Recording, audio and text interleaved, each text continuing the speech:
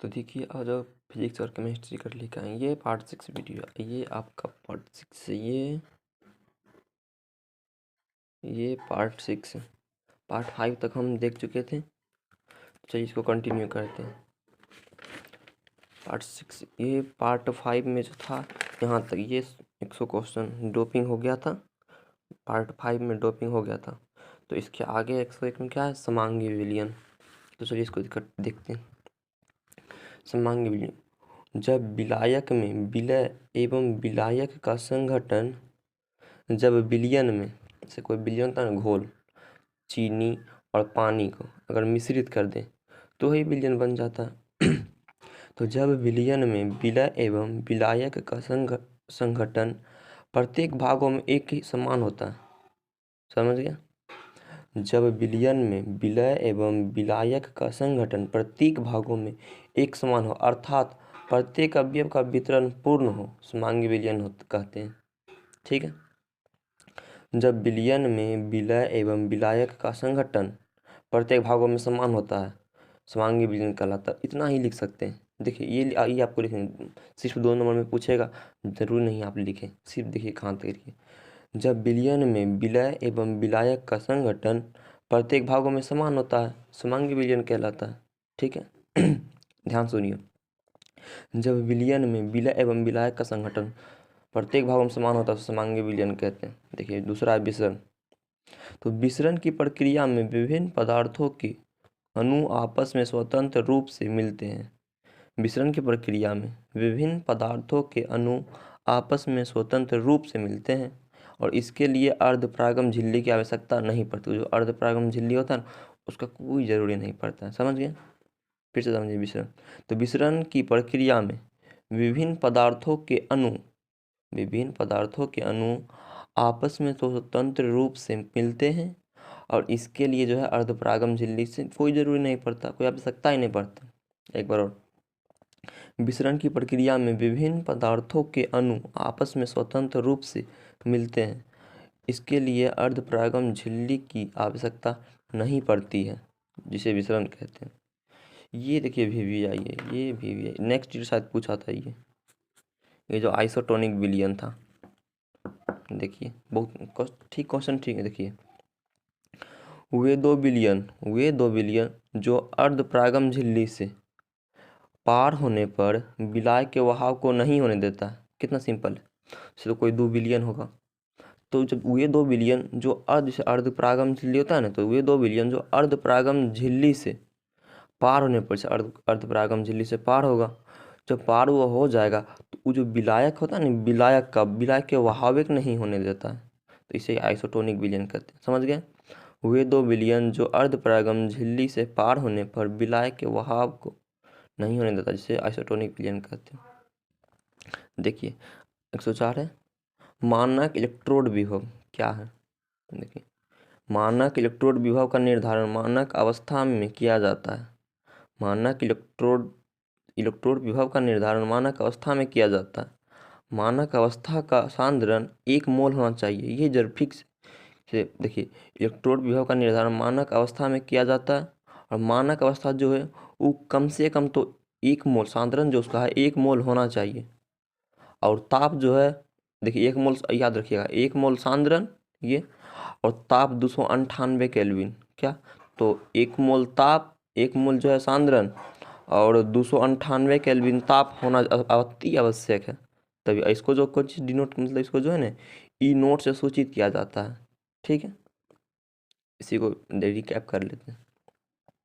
Electrode विभव का निर्धारण मानक अवस्था में किया जाता है। मानक अवस्था का अर्थ मानक अवस्था का सांद्रण 1 मोल होना चाहिए तथा ताप 298 केल्विन होना चाहिए और इसे ई नोट से डिनोट किया जाता है। इस जिसे मानक इलेक्ट्रोड विभव कहते हैं। कितना सिंपल। नेक्स्ट है कोलरास के नियम। कोलरास का नियम क्या? तो किसी वैद्युत अपघटय के अनंत, मतलब किसी वैद्युत अपघटय के अनंत तनु विलयन का तुल्यांक की चालकत्व को, किसी वैद्युत अपघटय के अनंत तनु विलयन की तुल्यांक की चालकत्व उसके जो है धन आयन और ऋण आयन, मतलब प्लस और माइनस तो उसके धन आयन और ऋण आयन के चालक के प्लस माइनस होगा ना, उसके योगफल के बराबर होता है। समझ गए, जिसे कोलरास के नियम कहते हैं। रिकैप करते हैं।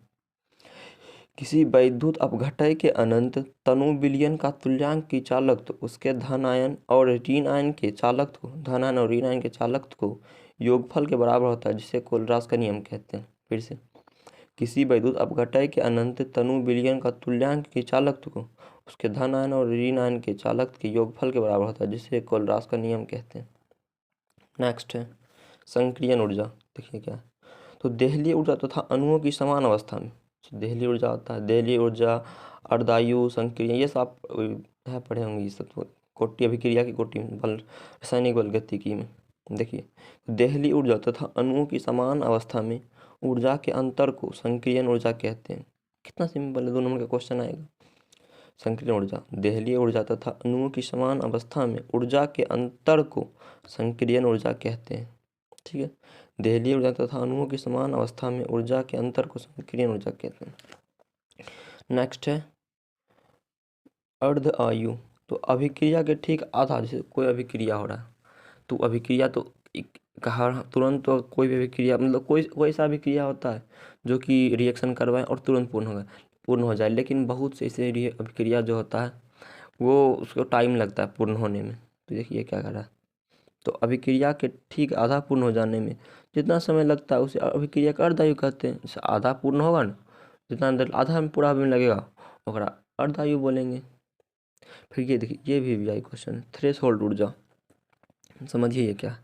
देखिए, किसी धातु के सतह के लिए, कोई धातु है, कोई मेटल है, तो ओकर सतह के लिए फोटोन की ऊर्जा का वह न्यूनतम मान, किसी धातु के सतह के लिए ऊर्जा का वह न्यूनतम जो होता है, देखिए, किसी धातु के सतह के लिए फोटोन की ऊर्जा का वह न्यूनतम मान जो कि धातु के सतह से एक इलेक्ट्रॉन को बाहर निकाल सकता है, थ्रेशोल्ड ऊर्जा कहलाता है। मतलब एक इलेक्ट्रॉन ही खुद से बाहर निकाल सकता है। ठीक है, किसी धातु के सतह के लिए फोटोन की ऊर्जा का वह न्यूनतम मान जो कि धातु के सतह के इलेक्ट्रॉन को बाहर निकाल सकता है। फिर से रिकैप करते हैं। किसी धातु के सतह के लिए फोटोन की ऊर्जा का वह न्यूनतम मान जो कि धातु के सतह से एक इलेक्ट्रॉन बाहर निकाल सकता है, थ्रेशोल्ड ऊर्जा कहलाता है। नेक्स्ट है अभिक्रिया कोटि। देखिए, अभिक्रिया कोटि क्या होता है, तो वेग समीकरण, अभिक्रिया जो कोटि होता है वो वेग समीकरण में प्रयुक्त होने वाला सांद्रण। ठीक है, वेग समीकरण में प्रयुक्त होने वाला सांद्रण पदों के घातों के योगफल को अभिक्रिया की कोटि कहते हैं। कितना सिंपल है वो, वेग समीकरण में प्रयुक्त होने वाले सांद्रण पदों के घातों के योगफल को अभिक्रिया की कोटि कहते हैं। कितना सिंपल है। नेक्स्ट है कोलाइडी। कोलाइडी क्या है, तो सब ये 2 नंबर का क्वेश्चन है। तो वे पदार्थ जो क्रिस्टल के रूप में आसानी से प्राप्त नहीं किए जा सकते, तो जो क्रिस्टल के रूप में वो आसानी से प्राप्त नहीं किए जाएंगे, जिसे कोलाइडी कहते हैं। वे पदार्थ जो क्रिस्टल के रूप में आसानी से प्राप्त नहीं किए जा सकते कोलाइडी कहलाते हैं। बस जेल क्या, देखिए, वह कोलाइडी विलयन जिसमें एक द्रव्य पदार्थ एक ठोस परिक्षेपण माध्यम में वितरित रहता है, जेल कहलाता है। देखिए, वह कोलाइडी विलयन जिसमें एक द्रव्य पदार्थ एक ठोस परिक्षेपण माध्यम में वितरित रहता है, जेल कहलाता है। इसको ऐसे बोल सकते हैं कोई कोलाइडी विलयन, तो वह कोलाइडी विलयन जिसमें एक द्रव्य और एक द्रव पदार्थ एक ठोस परिक्षेपण माध्यम, एक द्रव पदार्थ और एक ठोस परिक्षेपण माध्यम वितरित रहता है, जिसे जेल कहते हैं। देखिए, एंजाइम क्या है, तो एंजाइम एक जैव उत्प्रेरक है। तो ये जो उत्प्रेरक होता है, जैसे अभिक्रिया होता है ना, उसको अभिक्रिया को वेग या घटाया बढ़ाया जाता है, और गति जो है बढ़ा देता है उत्प्रेरक उसे ही एंजाइम कहते हैं। ठीक है, देखिए, एंजाइम एक जैव उत्प्रेरक है जो अभिक्रिया की गति को बढ़ा देता है, एंजाइम कहलाता है। कितना सिंपल है, एंजाइम एक जैव उत्प्रेरक है जो अभिक्रिया की गति को बढ़ा देता है, एंजाइम कहलाता है। नेक्स्ट है पायस। तो वह कोलाइडी विलयन जिसमें परिक्षेपित परावस्था, ये भी आई थोड़ा, वह कोलाइडी विलयन जिसमें परिक्षेपित परावस्था और परिक्षेपण माध्यम दोनों ही द्रव्य हो, यानी कि दोनों द्रव के रूप में। कौन कौन, ये परिक्षेपित क्या था, परिक्षेपित अवस्था और परिक्षेपण माध्यम दोनों द्रव होना चाहिए। क्या क्या, परिक्षेपित प्रावस्था और परिक्षेपण माध्यम दोनों द्रव होगा। देखिए, फिर से रिकैप करते हैं। वह कोलाइडी विलयन जिसमें परिक्षेपित प्रावस्था और परिक्षेपण माध्यम दोनों ही द्रव्य हो, पैस कहलाते हैं बस। अब देखिए कैडमियम आयन जो है रंगहीन होता है, तो कैडमियम पता हमको पता ऑब्जेक्टिव में पूछ देगा कैडमियम आयन रंगहीन क्या होता है, तो ऑप्शन में आप वहाँ रंगहीन मार दीजिएगा। लेकिन अगर वही क्वेश्चन 2 नंबर में पूछे कि कैडमियम आयन रंगहीन होता है, क्यों रंगहीन होता है, तब तो आपको बोलेंगे ये तो हमें नहीं पता है। देखिए क्यों होता है, तो क्योंकि कैडमियम आयन रंगहीन होता है, ठीक है। और इसका जो क्योंकि इसके डी ऑर्बिटल में कोई अयुग्मित इलेक्ट्रॉन नहीं रहता, उधर छोड़िए, तो इसका जो जैसे कैडमियम आयन है ना, तो इसके डी ऑर्बिटल में कोई अयुग्मित इलेक्ट्रॉन नहीं रहता है, इसीलिए जो है ये रंगहीन होता है। क्या होता है, तो एक डी ऑर्बिटल में कोई अयुग्मित इलेक्ट्रॉन नहीं रहता, वही लिखा है इसके डी ऑर्बिटल में कोई अयुग्मित इलेक्ट्रॉन, ये इलेक्ट्रॉन है तो इलेक्ट्रॉन नहीं रहता, इसीलिए कैडमियम आयन रंगहीन होता है। समझ गए, अयुग्मित इलेक्ट्रॉन नहीं है उसमें। तो नेक्स्ट है द्विक लवण, ये सब देखिए बहुत भी आई है क्या है, तो देखिए दो सरल यौगिकों के संयोग से बने वो यौगिक, क्या है सुनिए, दो सरल यौगिकों के संयोग से बने वो यौगिक जो क्रिस्टल के रूप में अपना अस्तित्व कायम करता है, मतलब जैसे दो सरल यौगिक हैं तो दो सरल यौगिक के संयोग से बना वो यौगिक जो क्रिस्टल के रूप में अपना अस्तित्व कायम करता है, लेकिन जलीय यानी कि जो पानी या विलयन होता है ना, उसमें ये अपना अस्तित्व खो देता है या घुल जाता है, वही लिखा है इसमें बस। तो दो सरल यौगिकों के संयोग से बने वो यौगिक जो क्रिस्टल के रूप में अपना अस्तित्व कायम रखता है, किंतु जलीय विलयन में अपना अस्तित्व खोकर अपने अवयवी यौगिक में टूट जाता है, द्विक लवण कहलाता है। देखिए कायराइल योग आप लोग पढ़ेंगे, कायराइल यौगिक क्या है। मेरा गला भी फंस गया, थोड़ा आवाज कट का है, चलिए देखिए कोई बात नहीं। तो किसी अणु का वह कार्बन परमाणु जो 4 विभिन्न समूहों से जुड़ा होता है, कितना सिंपल है, क्या है, कायराइल यौगिक, ठीक है। तो किसी अणु का वह कार्बन परमाणु जो 4 विभिन्न समूहों से जुड़ा होता है उसे कायराइल यौगिक कहते हैं, ठीक है। देखिए किसी अणुओं का वह कार्बन परमाणु जो 4 मतलब कोई अणु है ना, तो वह कोई अणु का वह कार्बन परमाणु जो चार को विभिन्न समूहों से जुड़ा रहेगा, ठीक है, जुड़ा होता है उसे कायराइल यौगिक कहते हैं। यही देखो कायराइल, इसके बाद अकायरल, तो किसी अणु का वह कार्बन परमाणु जो 2 या 2 से अधिक समूह से, जो है अकायरल में 2 या 2 से अधिक समूह से जुड़ा होगा, लेकिन कायरल में 4 समूह से जुड़ा रहेगा। ध्यान बस इतना रखिएगा, कायरल में 4, इसमें 2 या 2 से अधिक, ठीक है, 4 और 2 या 2 से अधिक। तो किसी अणु का वह कार्बन परमाणु जो 2 या 2 से अधिक समूह से जुड़ा रहता है अकायरल यौगिक कहलाता है। अरे यहाँ एनिलीन, ये देखिए एमीन लिख दिया, गलत है, ये एनिलीन होगा, ये एनिलीन, अरे कैसे लिखा जाता है। अच्छा चलिए आप कोई बात नहीं, आप हमको बोल रहे हैं ना, आप समझ लीजिएगा, ये एनिलीन है। और ये देखिए हाँ, तो तीर भी तो यही इसी की ओर इशारा कर रहा है। देखिए एनिलीन HCl में घुलनशील है, क्यों, तो देखिए क्योंकि एनिलीन क्षारीय प्रकृति होने के कारण यह अम्ल HCl में घुलकर नमक बनाता है। देखिए रिएक्शन भी है, मीन जो है HCl का करेगा तो ये नमक बनाएगा NaCl, ठीक है। तो देखिए एनिलीन क्षारीय प्रकृति के होने के कारण, तो उसका प्रकृति अम्ल नहीं होता बल्कि एनिलीन का क्षारीय प्रकृति होता है। एनिलीन का क्षारीय प्रकृति होने के कारण यह अम्ल HCl में घुलकर नमक देता है, इसीलिए एनिलीन HCl में घुलनशील होता है। देखिए नेक्स्ट अक्रिय गैसों में केवल जेनन, ये होता है जेनन एक्स, आप लोग पढ़े होंगे, जेनन नियोन आर्गन क्रिप्टन ये सब होता था। तो बर्गठारिक तत्व की देखिए अक्रिय गैसों में केवल जेनन ही सही रासायनिक यौगिक बनाता है, क्यों, देखिए अक्रिय गैस में केवल जेनन ही सही रासायनिक यौगिक बनाता है, उतना सब छोड़ी हुई है, क्योंकि जेनन जो एक्सी ठंडा होने पर, ठोस के रूप में प्राप्त होता है।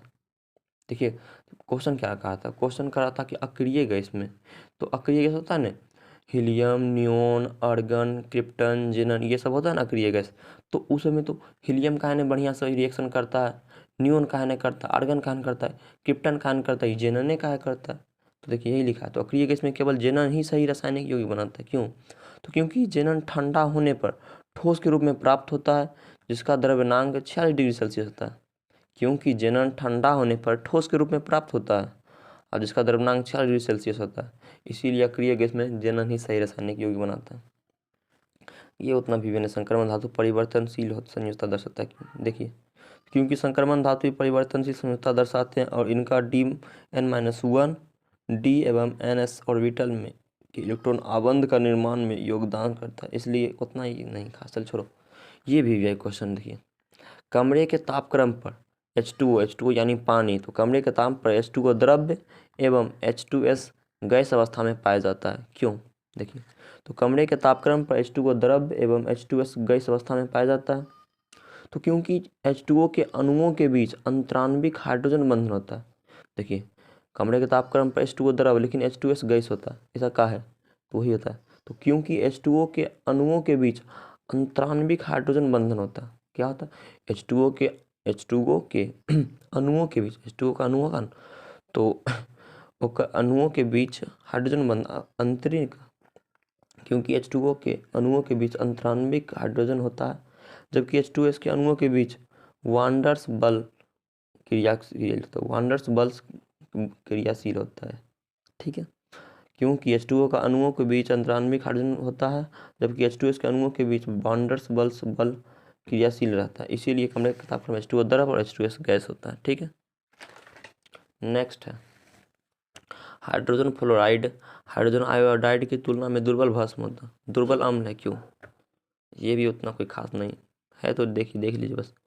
हाइड्रोजन आइड तो HI की अम्लीय शक्ति HCl या HF से अधिक होता है। HI की जो है अम्लीय शक्ति HCl या HF से अधिक होता है, क्योंकि HI हाइड्रोजन आयोडाइड में अब आबंध लंबाई HCl या HF की आबंध लंबाई से अधिक होता है, अतः HI का विघटन HCl या HF की अपेक्षा आसानी से होता है। छोड़िए, XE यानी कि जनन का आकार बग समतलीय होता है। क्यों?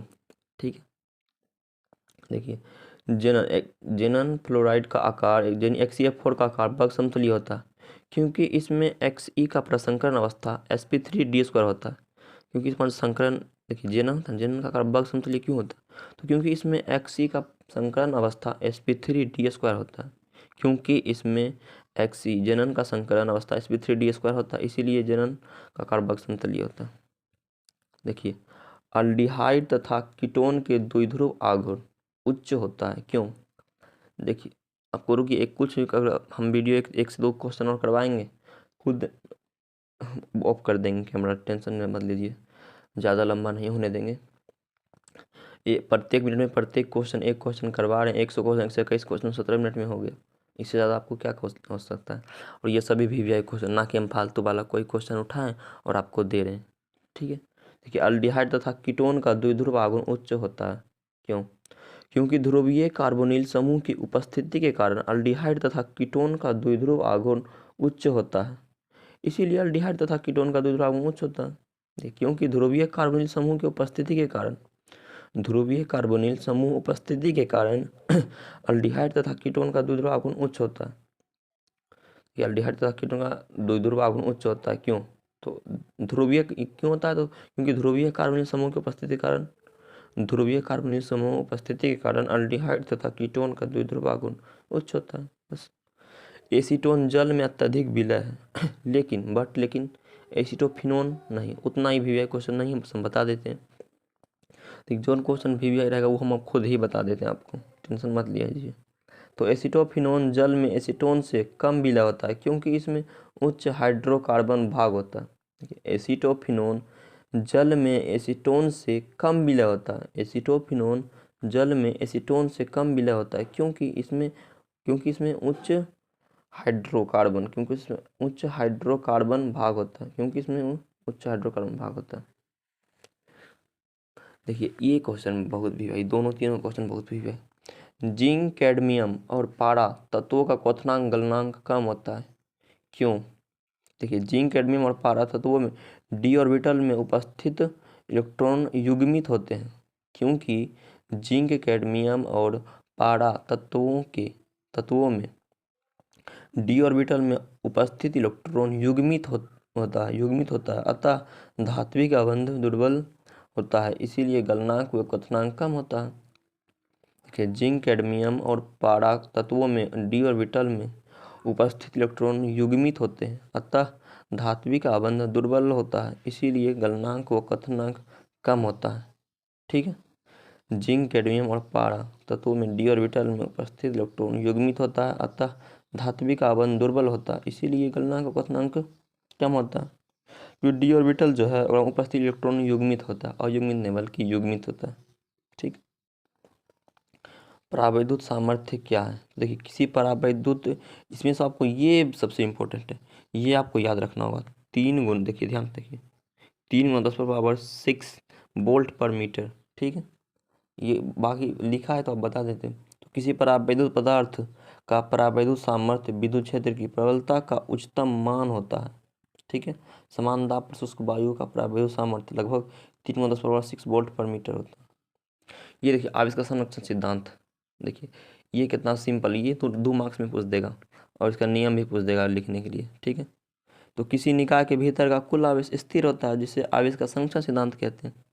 इससे शॉर्ट हमें नहीं लगता कोई, अगर यहीं आप दूसरा वीडियो अगर आप प्ले कर चुके होते और देखते तो इतना बढ़ जाता। किसी निकाय के भीतर का कुल आवेश स्थिर होता है, जिसे आवेश का संरक्षण सिद्धांत कहते हैं। पहला इसका जो रूल होता है, आवेश योगात्मक होता है, आवेश क्वांटमीकरण होता है, आवेश संरक्षित होता है। आवेश योगात्मक होता है, आवेश क्वांटमीकरण होता है, आवेश संरक्षित होता है। देखिए उसके बाद है नेक्स्ट विद्युत आवेश। विद्युत आवेश क्या है? इलेक्ट्रॉन के प्रवाह के दर को विद्युत आवेश कहते हैं। कितना सिंपल है। जो इलेक्ट्रॉन होता है, इलेक्ट्रॉन के प्रवाह के दर को विद्युत आवेश कहते हैं। इसे क्यू से सूचित किया जाता है। इसे क्यू से सूचित किया जाता है। इसका एसआई मात्रक कूलाम होता है और बीमा एटी या आईटी। फिर से समझिए, इलेक्ट्रॉन के प्रवाह के दर को विद्युत आवेश कहते हैं। इसे क्यू से सूचित किया जाता है। इसका एसआई मात्रक कूलाम होता है और बीमा एटी या आईटी। नेक्स्ट क्या है? नेक्स्ट है विद्युत क्षेत्र रेखा एक दूसरे को कभी नहीं काटती है। क्यों? देखिए क्यों नहीं काटती। तो विद्युत क्षेत्र रेखा एक वक्र रेखा है। तो विद्युत क्षेत्र रेखा जो है एक वक्र रेखा है। यह एक दूसरे से जिस बिंदु पर काटती है, वहाँ एक नया रेखा बनता है। मतलब जहाँ भी काटेगा से एक रेखा, यहाँ भी काटेगा तो एक बिंदु वहाँ बनेगा, फिर वहाँ से एक बन जाएगा, इसीलिए जो है वहाँ एक नया रेखा बन जाता है। इसलिए क्षेत्र रेखा एक दूसरे को कभी काटवे नहीं करता, वही लिखा है। तो विद्युत क्षेत्र रेखा एक वक्र रेखा है।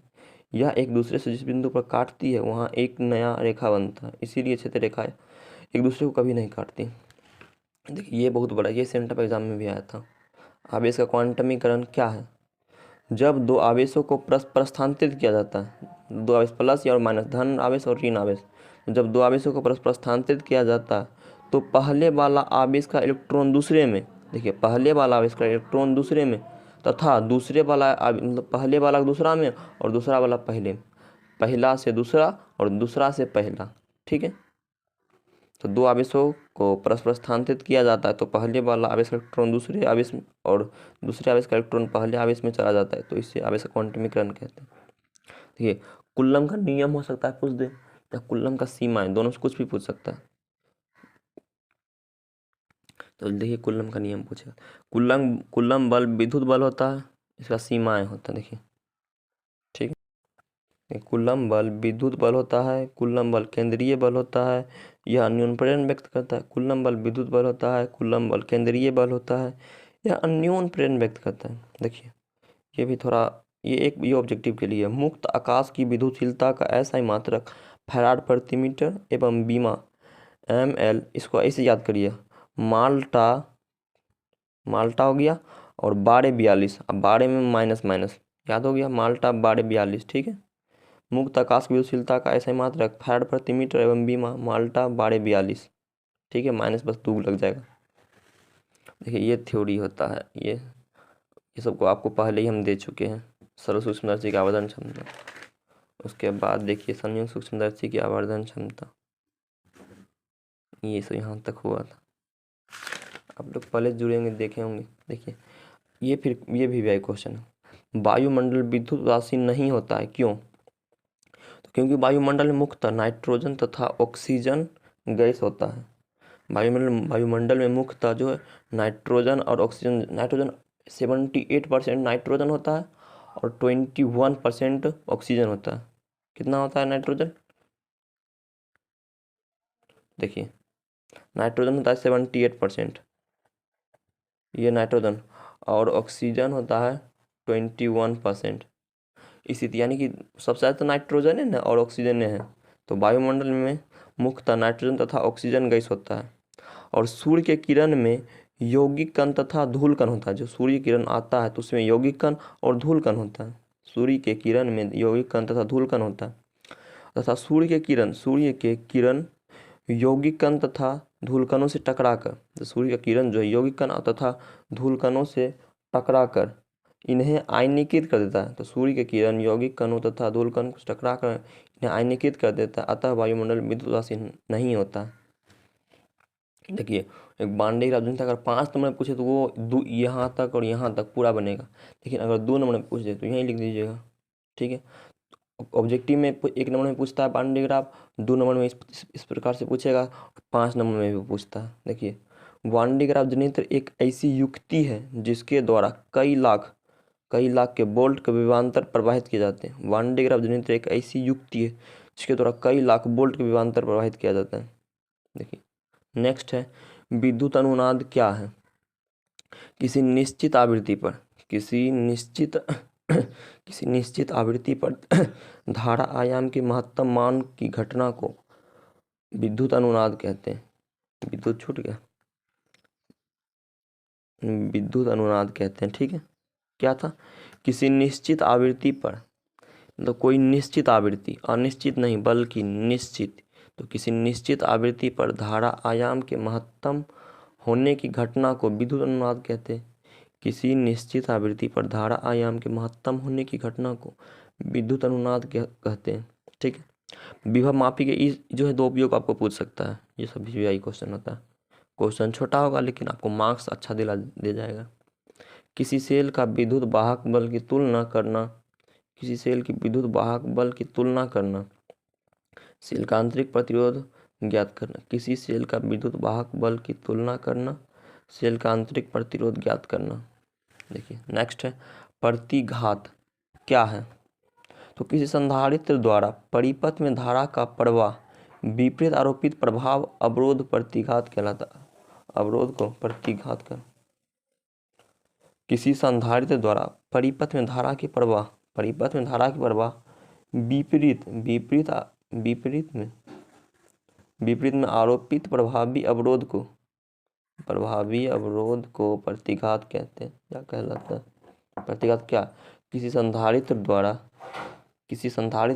परिपथ में धारा के प्रवाह के विपरीत में आरोपित प्रभावी के अवरोध को प्रतिघात कहते हैं। किसी संधारित्र द्वारा परिपथ में, मतलब कोई संधारित्र है तो किसी संधारित्र द्वारा परिपथ में धारा प्रवाह के विपरीत आरोपित प्रभावी अवरोध को प्रतिघात कहलाता है या कहते हैं। किसी संधारित्र द्वारा परिपथ में धारा के प्रवाह के विपरीत में आरोपित प्रभावी अवरोध को प्रतिघात कहते हैं। ट्रांसफार्मर क्या है? ये ट्रांसफार्मर हो गया और ट्रांसफार्मर का ताम्र छाया, ये सब क्वेश्चन पूछता है। ट्रांसफार्मर क्या है? तो ट्रांसफार्मर एक ऐसी युक्ति है जिसके द्वारा विद्युत ऊर्जा को एक परिपथ से दूसरे परिपथ में, तो ट्रांसफार्मर जो एक ऐसा, आप लोग देखेंगे आपके घर के पास में होगा ट्रांसफार्मर। तो ट्रांसफार्मर एक ऐसी युक्ति यानी कि एक मशीन है। ट्रांसफार्मर एक ऐसी युक्ति है तो यानी कि मशीन है जिसके द्वारा विद्युत ऊर्जा जो है यानी कि करंट, तो विद्युत ऊर्जा के एक स्थान से दूसरे स्थान तक प्रेरित करते हैं, तभी तो आपका घर में बिजलियाँ आता है एक कारण। तो ट्रांसफार्मर एक ऐसी युक्ति है जिसके द्वारा विद्युत ऊर्जा को एक परिपथ से दूसरे परिपथ में बिना ऊर्जा ह्रास, यानी कि एक परिपथ से दूसरे पथ, यहाँ से वहाँ तक आपको घर तक बिजली आता है, लेकिन उसमें उतना ज़्यादा उसका जो है लॉस नहीं होता है कि करंट बाहर निकल जाए, बहुत कम होता है। ट्रांसफार्मर एक ऐसी युक्ति है जिसके द्वारा विद्युत ऊर्जा को एक परिपथ से दूसरे परिपथ में बिना ऊर्जा ह्रास के स्थानांतरित किया जाता है, ट्रांसफार्मर कहलाता है। ठीक है, देखिए नेक्स्ट है शक्ति गुणांक। किसी प्रत्यावर्ती धारा परिपथ में शक्ति गुणांक के परिपथ की मध्य शक्ति को शक्ति गुणांक कहते हैं। किसी प्रत्यावर्ती धारा परिपथ में शक्ति गुणांक परिपथ की मध्य शक्ति के शक्ति गुणांक कहते हैं। उतना भी नहीं था। अर्धचालक क्या? ऐसे पदार्थ जिनकी प्रतिरोधकता चालकों और अचालकों की प्रतिरोधक के अर्धचालक कहते हैं। ऐसे पदार्थ जिनकी प्रतिरोधकता चालकों और अचालकों के, मतलब ऐसा पदार्थ जो होगा जिनका प्रतिरोध चालकों और अचालकों के ध्यान से सुनिए, ऐसे पदार्थ जिनकी प्रतिरोधकता चालकों और अचालकों के प्रतिरोधकता को अर्धचालक कहते हैं। चालक और चालकों की प्रतिरोधकता को अर्धचालक कहते हैं। जैसे हो गया सिलिकॉन, जर्मेनियम, SiG ऑब्जेक्टिव में पूछ देगा। गतिशीलता क्या है? एकांक परिमाण के विद्युत क्षेत्र से उत्पन्न अनुगमन वेग का गतिशीलता कहा जाता है। इसे म्यू से सूचित किया जाता है। म्यू बराबर VD/E होता है। ठीक है। एकांक परिमाण के विद्युत क्षेत्र से उत्पन्न अनुगमन वेग को गतिशील कहा जाता है। एकांक परिमाण के विद्युत क्षेत्र में उत्पन्न अनुगमन वेग को गतिशीलता कहा जाता है। इसे म्यू से सूचित किया जाता है। देखिए डायनमो क्या, ये बहुत विषय क्वेश्चन, ये ऑब्जेक्टिव पूछ देगा कि ऑब्जेक्टिव में कि एक मतलब जो ये यांत्रिक ऊर्जा को विद्युत ऊर्जा बदलता है या इसमें उसमें बदलता है, किसमें बदलता है? तो ये जो है मुख्य रूप से यांत्रिक ऊर्जा को विद्युत ऊर्जा में बदलता है। ठीक है। तो डायनमो एक ऐसा यंत्र है जो यांत्रिक ऊर्जा को विद्युत ऊर्जा में बदलता है। यह यंत्र विद्युत चुंबकीय प्रेरण पर कार्य करता है। डायनमो एक ऐसा यंत्र है जो यांत्रिक ऊर्जा को विद्युत ऊर्जा में बदलता है। यह यंत्र विद्युत चुंबकीय प्रेरण पर कार्य करता है। डायनमो एक ऐसा यंत्र है जो यांत्रिक ऊर्जा को विद्युत ऊर्जा में बदलता है। यह क्षेत्र विद्युत चुंबकीय प्रेरण पर कार्य करता है। शंट क्या है? तो शंट क्या है ये छोड़ो, शंट देखो क्या होता है, हम बोलते हैं, आप ध्यान से सुनियो।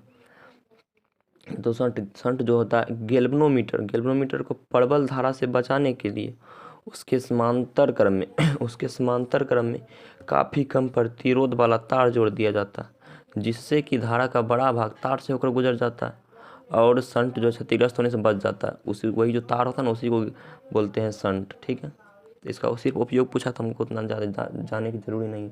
देखिए गैल्वेनोमीटर को उच्च धारा से क्षतिग्रस्त होने से बचाता है। गैल्वेनोमीटर के उच्च धारा से क्षतिग्रस्त होने से बचाता है। गैल्वेनोमीटर को समांतर क्रम में शंट लगाकर इसे अमीटर बनाया जाता है। गैल्वेनोमीटर को उच्च धारा से क्षतिग्रस्त होने से बचाता है और गैल्वेनोमीटर के समांतर क्रम में शंट लगाकर इसे अमीटर बनाया जा सकता है। देखिए वाटहीन धारा क्या, ये सब भी कितना VVI क्वेश्चन आता है। यदि किसी प्रत्यावर्ती परिपथ में धारा प्रवाहित होने पर कोई शक्ति खर्च ना हो